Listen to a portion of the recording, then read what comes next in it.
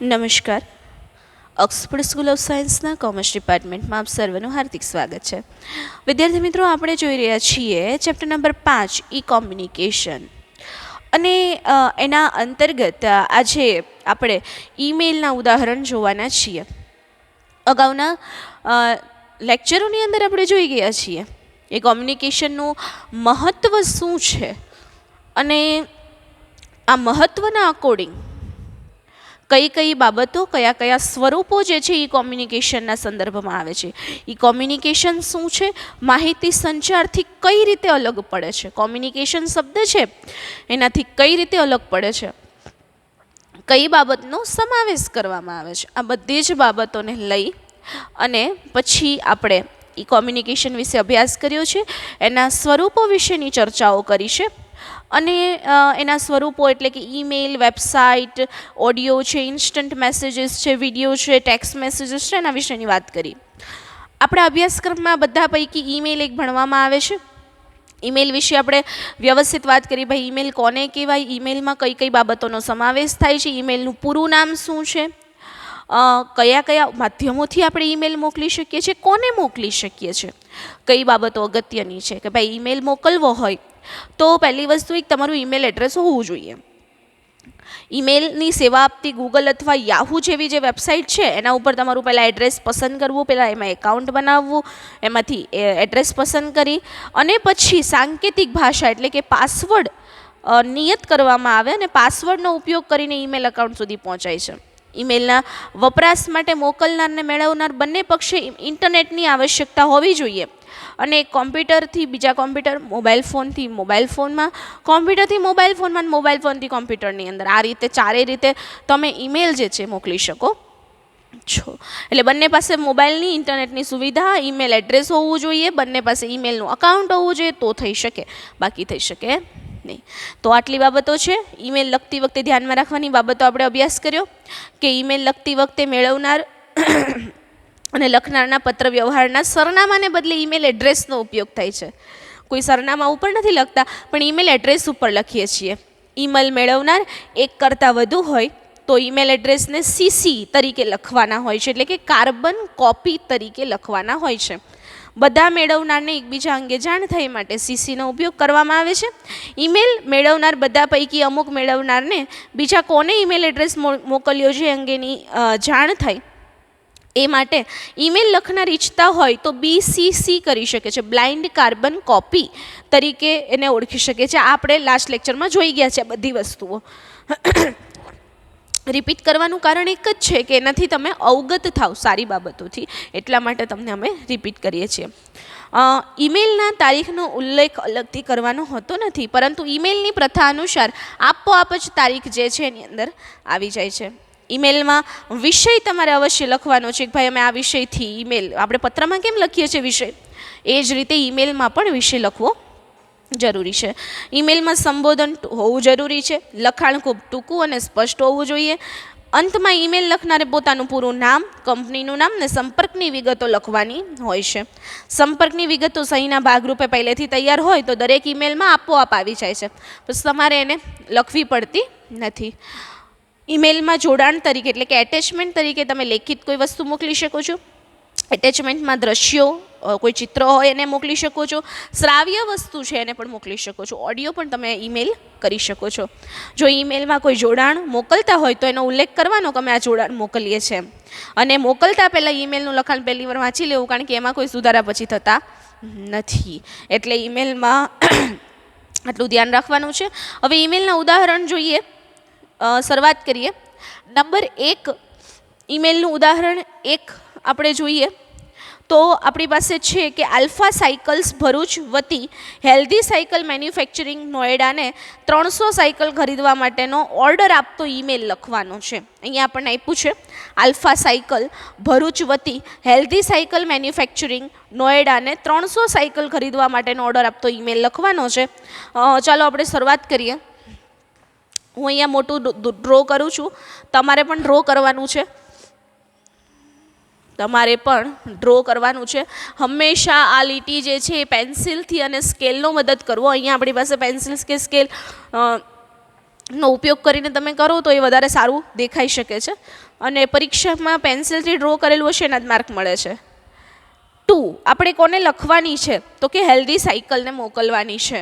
તો અહીંયા શું લખવાનું? 2. કોને મોકલવાની છે તો 2 healthycycle@gmail.com. શું છે એનું ઈમેલ એડ્રેસ? healthycycles@gmail.com. ફ્રોમ આપણે પહેલાં લખ્યું 2 healthycycle@gmail આ એ જે કરીને આમ કર્યું હોય એને શું કહેવાય? શું કહેવાય? @gmail.com. અને ફ્રોમ કોના દ્વારા? આલ્ફા સાયકલ ભરૂચ દ્વારા લખ્યો છે એટલે આપણે ફ્રોમ કોના દ્વારા લખીએ છીએ એના વિશે આપણે અહીંયા લખવાનું છે. લખો આલ્ફા cycles@gmail.com. બરાબર? healthycycles@gmail.com. from the alphacycles@gmail.com. ત્યાર પછી લખો વિષય સાયકલો ખરીદવા માટેનો ઓર્ડર. લખો વિષય સાયકલો ખરીદવા માટેનો ઓર્ડર. ત્યાર પછી લખો સંબોધન કરવાનું છે. પહેલાં 2 કોને મોકલવાનો છે? કોના દ્વારા, એટલે બેયનું એડ્રેસ આવી ગયું. ત્યાર પછી વિષય આવી ગયો. વિષય પછીનું સંબોધન છે શ્રીમાન.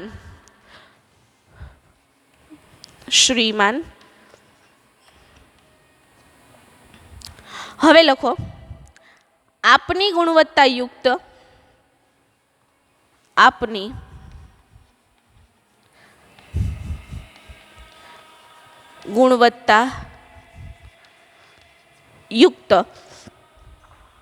અને આધુનિક ડિઝાઇન ધરાવતી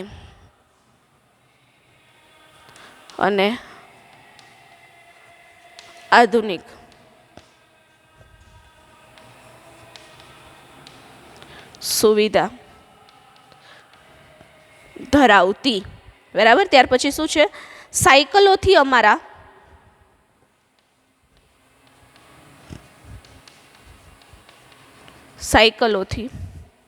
અમારા ગ્રાહકો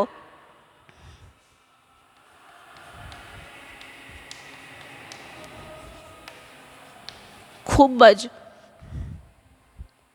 પ્રભાવિત છે.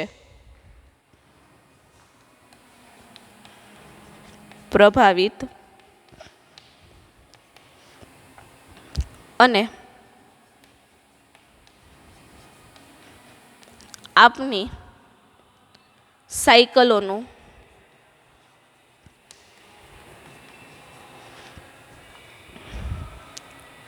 વેચાણ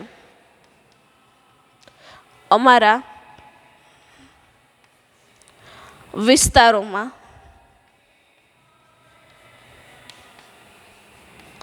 વિશેષ છે. બરાબર? પહેલાં તો એનું પ્રશસ્તિ કરી નાખી કે ભાઈ આપનું જે ટૂંકમાં આધુનિક અને ગુણવત્તા ધરાવતી જે તમારી સાયકલો છે એનાથી અમારા ગ્રાહકો બહુ પ્રભાવિત છે અને અમારા વિસ્તારમાં એનું વેચાણ વિશેષ થાય છે. જૂન મહિનાથી નવું શૈક્ષણિક સત્ર ચાલુ થાય છે. જૂન મહિનાથી નવું શૈક્ષણિક સત્ર ચાલુ થઈ રહ્યું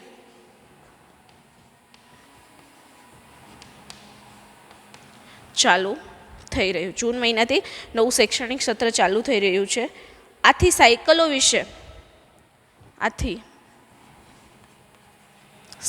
વિશે પૂછપરછ અને માંગ વધવા માંડી છે. ઓકે, કે આના દ્વારા આપણી સાયકલોની પૂછપરછ અને માંગ વધવા માંડી છે. ચલો આટલું લખો. આના પછી આપણે છે ને બીજો જે મુદ્દો છે એના વિશેની ચર્ચા આપણે કરીએ. લખો. કોના દ્વારા લખાણું છે? Two healthy cycles. Two healthy cycles gmail.com.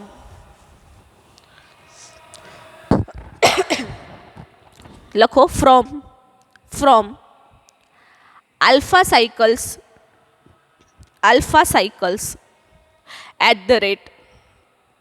@gmail.com. healthycycle@gmail.com અને from alphacycles@gmail.com. વિષય સાયકલો ખરીદવા માટેનો ઓર્ડર. પછી શું લખવાનું? ઓર્ડર. એટલે આપણે શેનો ઓર્ડર કરીએ છીએ? વિષય તરીકે લખવાનો છે. આપણે જે કાંઈ ટૂંકમાં જે કોઈ વિષય હોય એના વિશે સ્પષ્ટતા કરવાની કે વિષય છે સાયકલો ખરીદવા માટેનો ઓર્ડર. શ્રીમાન એટલે કે સંબોધન આવ્યું. હવે જુઓ, શ્રીમાન, આપની ગુણવત્તાયુક્ત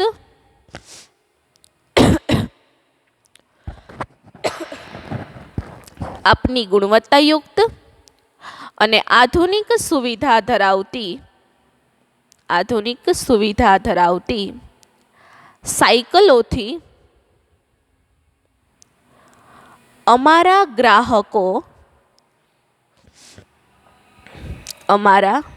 ગ્રાહકો ખૂબ જ પ્રભાવિત છે.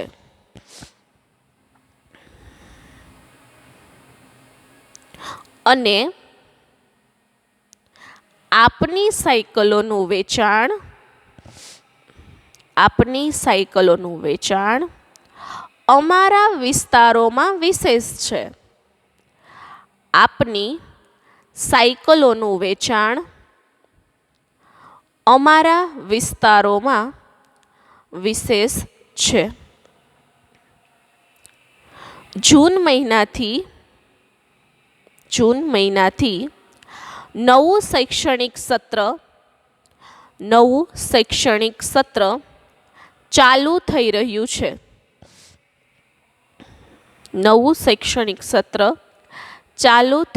છે. આથી સાયકલો વિશે પૂછપરછ અને માંગ વધવા માંડી છે. ચાલો, હવે વિદ્યાર્થી મિત્રો આપણે અહીંયા સુધી તો પહોંચી ગયા છે કે ભાઈ એની માંગ વધી છે, આવું આપણે કહી દીધું છે. રૂપિયા 2600ની કિંમતવાળી, હવે શું લખવાનું છે? રૂપિયા 2600ની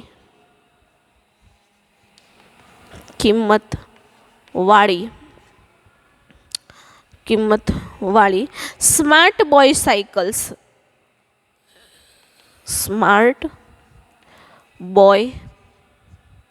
સાયકલ્સ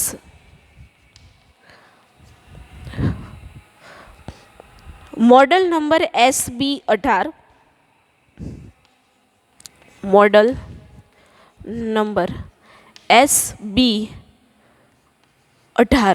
બરાબર. આ પૂરું થઈ ગયું. 200 નંગ અને કેટલા નંગ મંગાવી છે એણે? 200 નંગ અને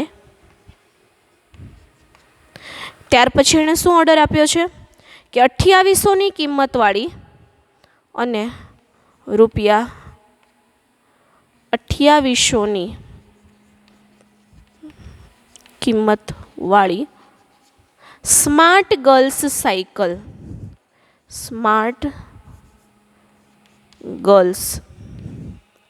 સાયકલ્સ.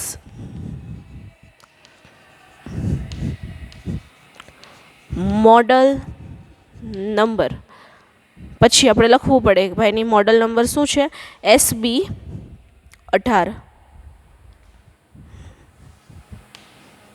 બંનેનો મોડલ નંબર SB18 જે છે એના એને કેટલા નંગ જોઈએ છે, 100 નંગ સત્વરે મોકલી આપશો. સત્વર એટલે તાત્કાલિક, 100 નંગ સત્વરે મોકલી આપશો. મોકલી આપશો. બરાબર છે, અહીંયા કમ્પ્લીટ થઈ ગયું. ત્યાર પછી લખો આ તમામ સાયકલો અમારા શોરૂમના સરનામે જ મોકલશો. આ તમામ સાયકલો અમારા શોરૂમના સરનામે જ મોકલજો.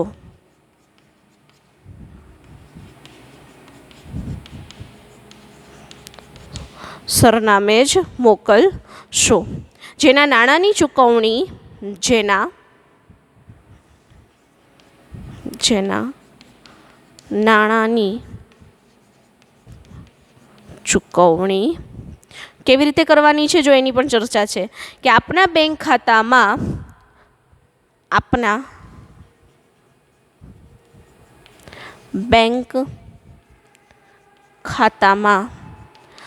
દિન 7માં કેટલા દિવસમાં, દિન 7માં ઓનલાઈન પેમેન્ટ દ્વારા અથવા ઓનલાઈન બેન્કિંગ દ્વારા કરાવી દઈશું. ઓનલાઈન બેન્કિંગ દ્વારા કરાવી દઈશું. ચાલો આટલું લખો. પછી આપણે આખું રફ કરી અને ફરીથી એનો બીજો જે પાર્ટ છે એ લખવાનો છે કે ભાઈ એનું સમાપન કેવી રીતે કરવું. લખો ₹2600ની કિંમતવાળી smart boy cycles model number SB18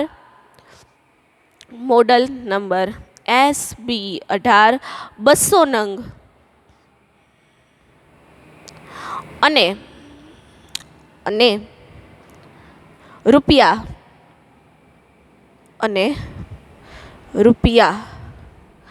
2800ની કિંમત ધરાવતી 2800ની કિંમતવાળી સ્માર્ટ ગર્લ્સ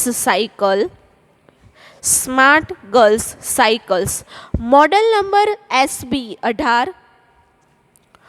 100 નંગ સત્વરે એટલે તાત્કાલિક મોકલી આપશો. આ તમામ સાયકલો અમારા શોરૂમના સરનામે જ મોકલશો. બરાબર, આ તમામ સાયકલો અમારા શોરૂમના સરનામે જ મોકલશો. ત્યાર પછી છે જેના નાણાંની ચૂકવણી. હવે એ શોરૂમે મોકલી દે પછી નાણાંની વાત આવે કે જેના નાણાંની ચૂકવણી આપના બેંકના ખાતામાં દિન 7 એટલે 7 દિવસમાં દિન 7માં ઓનલાઈન બેન્કિંગ દ્વારા કરાવી દઈશું. બરાબર, ચાલો હવે આના નીચેનો આખો પાર્ટ આપણે લખવાનો છે. પહેલાં સરનામું લખ્યું, સંબોધન કર્યું, વિષય લખ્યો, વિષય લખ્યા પછી સંબોધન આવે, પછી એનો મુખ્ય મુદ્દો એની થોડીક 2 લીટીમાં ચર્ચા કરી, એને ઓર્ડર આપ્યો, ઓર્ડર કેવી રીતે ને ક્યાં મોકલવો એના વિશેની ચર્ચા કરી, એના વિશેની ચર્ચા કર્યા પછી એનું પેમેન્ટ તમે કેવી રીતે મોકલશો એની ચર્ચા કરી, અને એની ચર્ચા કર્યા બાદ હવે લાસ્ટમાં ઓર્ડર પ્રમાણેની સાયકલો આપ ઝડપથી મોકલાવશો તેવી અપેક્ષા છે. ઓર્ડર પ્રમાણેની સાયકલો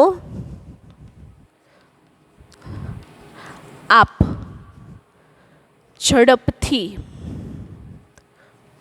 મોકલાવશો તેવી અપેક્ષા છે. તેવી અપેક્ષા છે એટલે ઓર્ડર પ્રમાણેની સાયકલો આપ ઝડપથી મોકલાવશો એવી અપેક્ષા છે. હવે નામ લખવાનું છે રોમિલ સોની.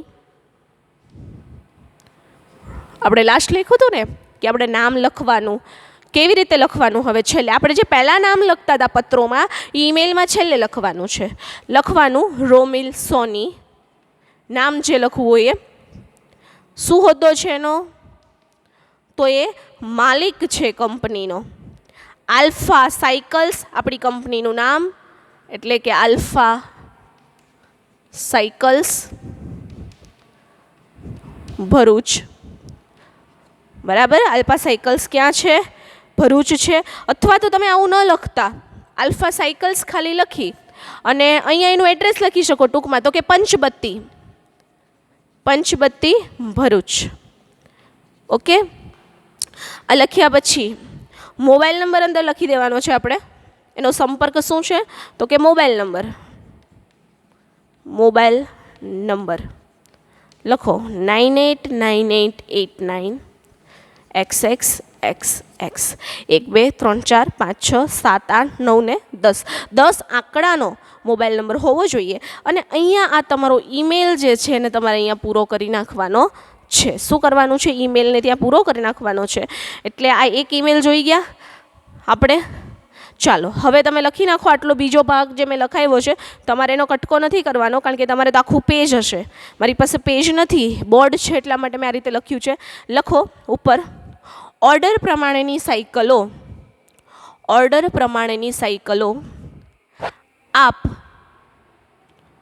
આપ ઝડપથી મોકલાવશો તેવી અપેક્ષા છે. નામ લખો રોમિલ સોની. માલિક આલ્ફા સાયકલ્સ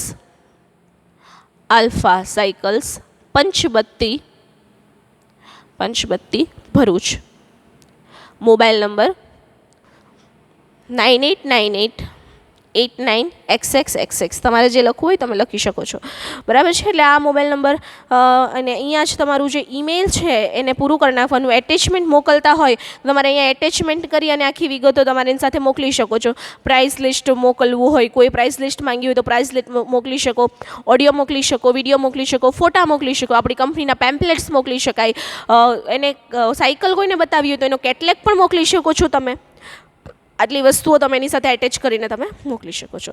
તો વિદ્યાર્થી મિત્રો અહીંયા આપણા લેક્ચરને વિરામ આપીએ. નેક્સ્ટ લેક્ચરમાં ફરી મળીએ ત્યારે આપણે ઈમેલનું એક બીજું ઉદાહરણ જે છે એના વિશે આપણે અભ્યાસ કરવાના છીએ અને ત્યાર પછી કોમ્યુનિકેશનના જુદા જુદા પ્રકારો વિશેની ચર્ચા કરીશું. તો ત્યાં સુધી stay at home, stay safe. ધન્યવાદ.